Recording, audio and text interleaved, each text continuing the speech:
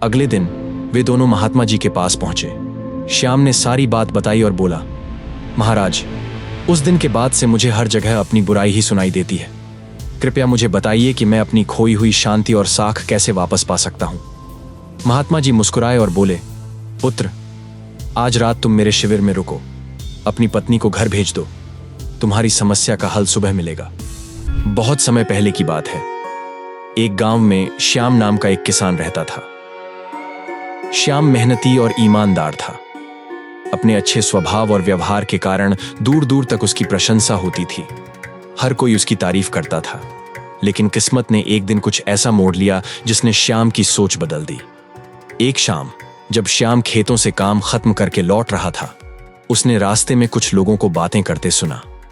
वह उत्सुकता से उनके पास गया, लेकिन खुद को छिपाकर उनकी बात सुनने लगा। पहले तो उसे लगा कि वे उसकी तारीफ कर रहे होंगे, लेकिन उनकी बातें सुनकर श्याम स्तब्ध रह गया। कोई कह रहा था श्याम घमंडी है, तो कोई कह रहा था सब जानते हैं कि वो अच्छा बनने का दिखावा करता है। ये बातें सुनकर श्याम का दिल टूट गया। उसने कभी सोचा भी नहीं था कि लोग उसके बारे में ऐसा सोचते होंगे। उस रात से श्याम के मन में हर समय यही ख्याल घूमता रहा कि लोग उसकी बुराई कर रहे हैं। यहां तक कि अगर कोई उसकी तारीफ करता तो भी उसे लगता कि उसका मजाक उड़ाया जा रहा है। धीरे धीरे श्याम का व्यवहार बदलने लगा। लोग उसकी इस बदली हुई आदत को महसूस करने लगे। उसकी पत्नी भी उसके इस बदलाव से बहुत परेशान थी। एक दिन उसने श्याम से पूछा, आप इतने परेशान क्यों रहते हैं? कृपया मुझे सच बताइए। श्याम ने भारी मन से उस दिन की घटना का जिक्र किया। पत्नी ने उसकी समस्या सुनी, लेकिन कोई हल नहीं सूझा। तभी उसे याद आया कि पास के गांव में एक सिद्ध महात्मा आए हुए हैं। उसने श्याम से कहा, चलो हम उनसे अपनी समस्या का समाधान पूछते हैं।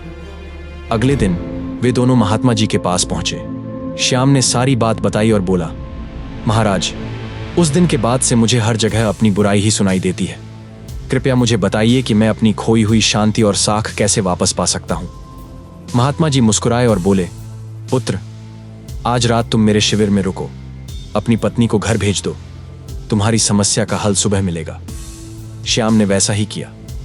रात हुई तो अचानक पास के तालाब से मेंढकों की जोरदार आवाजें आने लगीं। श्याम बेचैन होकर महात्मा जी से बोला, महाराज, ये शोर कैसा है? यहां तो सोना मुश्किल हो रहा है। महात्मा जी ने शांत स्वर में कहा, पुत्र, पास के तालाब में कुछ मेंढक हैं। रात में वे ऐसे ही शोर मचाते हैं। अगर तुम्हें बहुत परेशानी हो तो हमारी मदद करो।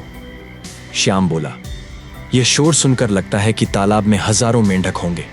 मैं कल मजदूर लेकर आऊंगा और इन्हें यहां से हटवा दूंगा। अगले दिन सुबह श्याम मजदूरों के साथ तालाब पहुंचा। सभी ने जाल डाला और मेंढकों को पकड़ने लगे। थोड़ी ही देर में तालाब खाली हो गया। श्याम ने देखा कि कुल मिलाकर केवल 50 से 60 मेंढक ही निकले। उसने हैरानी से महात्मा जी से पूछा, महाराज, रात तो इसमें हजारों मेंढक लग रहे थे। ये सब कहां चले गए?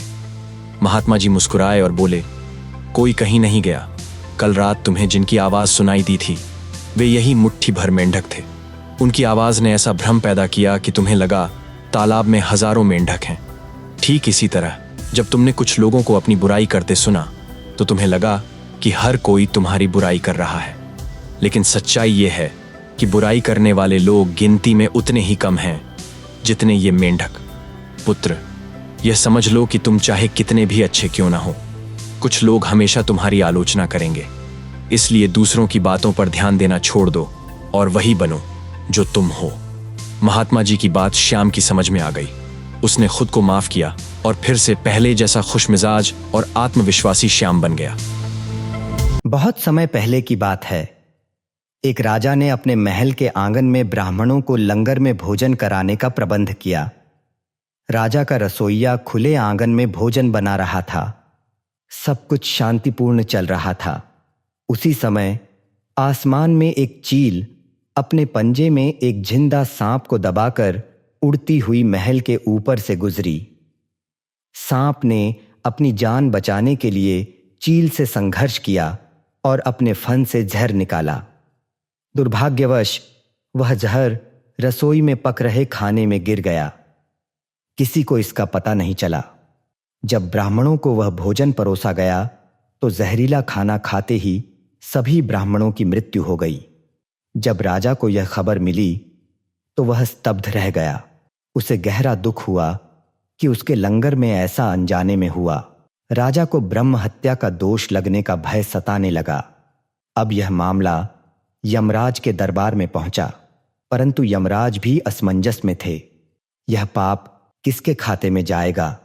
राजा, जिसने अनजाने में यह घटना होने दी, रसोइया, जिसे यह पता ही नहीं चला कि खाना जहरीला हो गया, चील, जो सांप को लेकर महल के ऊपर से गुजरी, या सांप, जिसने अपनी आत्मरक्षा में जहर निकाला। यमराज इस पर निर्णय नहीं कर पाए और यह मामला उनकी फाइल में पेंडिंग पड़ा रहा। कुछ समय बाद उसी राज्य में कुछ ब्राह्मण राजा से मिलने आए। रास्ते में उन्होंने एक महिला से महल का रास्ता पूछा। महिला ने रास्ता तो बता दिया, पर साथ ही यह भी कह दिया, देखो भाई, जरा ध्यान रखना, वह राजा ब्राह्मणों को जहर देकर मार देता है। महिला के यह शब्द कहते ही यमराज ने तुरंत फैसला कर लिया। उन्होंने कहा कि उन मृत ब्राह्मणों की मृत्यु का पाप अब इस महिला के खाते में जाएगा। जब यमदूतों ने आश्चर्य से पूछा, प्रभु, ऐसा क्यों? इस महिला का तो इस घटना से कोई लेना देना नहीं था। तब यमराज ने समझाया, जब कोई पाप करता है तो उसे उस समय आनंद नहीं मिलता।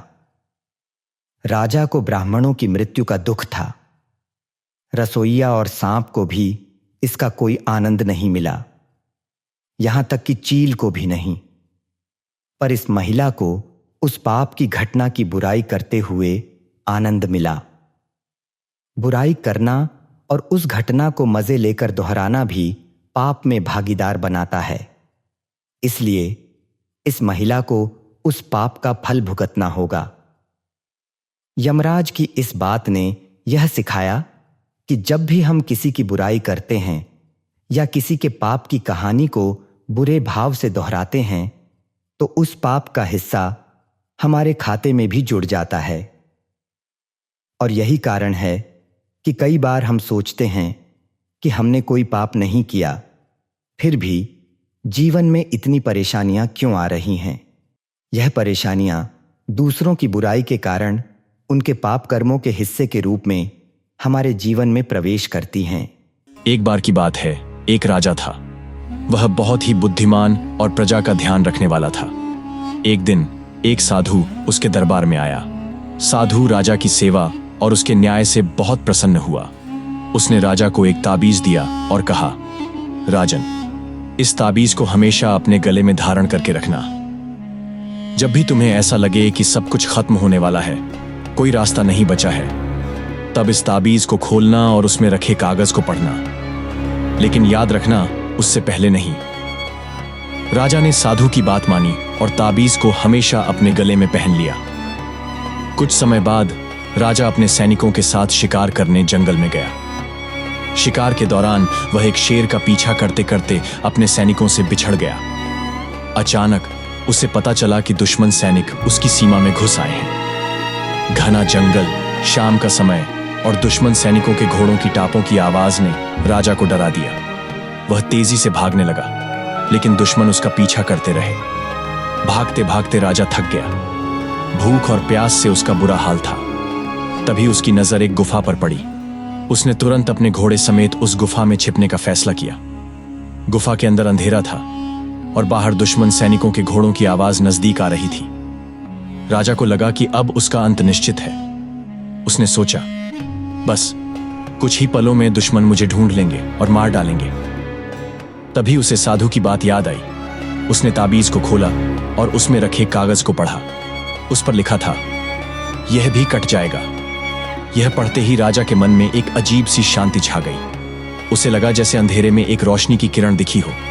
उसने खुद से कहा, हाँ, यह वक्त भी गुजर जाएगा, मुझे डरने की जरूरत नहीं है। और हुआ भी वही। दुश्मन सैनिक गुफा के पास तक आए, लेकिन उन्होंने राजा को नहीं ढूंढा। कुछ देर बाद उनके घोड़ों की आवाज दूर जाने लगी। राजा ने रात होने का इंतजार किया, और फिर चुपचाप गुफा से निकलकर अपने राज्य की ओर चल पड़ा। वह सकुशल अपने महल पहुंच गया। दोस्तों, यह कहानी सिर्फ एक राजा की नहीं है, यह हम सब की कहानी है। हमारी जिंदगी में भी ऐसे मौके आते हैं जब लगता है कि सब कुछ खत्म होने वाला है, कोई रास्ता नहीं बचा है। ऐसे वक्त में हमें घबराने की जरूरत नहीं है, बस थोड़ा सब्र रखिए, गहरी सांस लीजिए और खुद से कहिए, यह भी कट जाएगा। आप देखेंगे, जैसे राजा के लिए यह वक्त गुजर गया, वैसे ही आपके लिए भी गुजर जाएगा।